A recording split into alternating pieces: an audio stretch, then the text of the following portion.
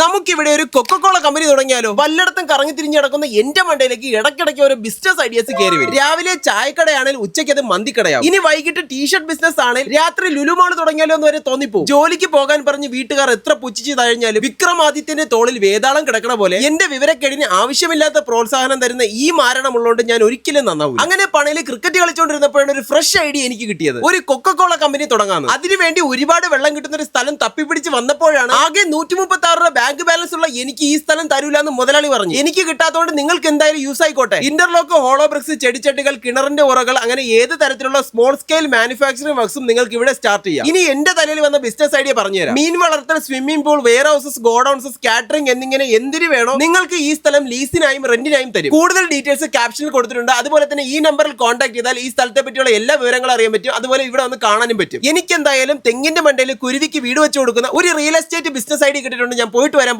By.